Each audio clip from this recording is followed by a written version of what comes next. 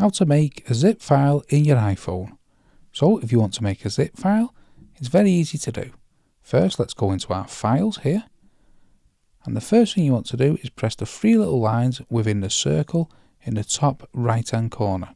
Now you want to select. Now this will let you select all the files or the files you want to zip up. You can select multiple or single files. It's entirely up to you. Once you've selected all the files you want to make a zip file out of, press the three little dots within a circle in the bottom right hand corner.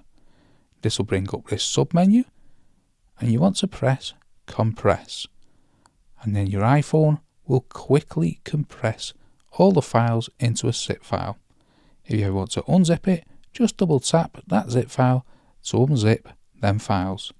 So that's how to easily make a zip file in your iPhone. Hope you found this video helpful. If you did, smash the like, smash the subscribe, and thank you for watching.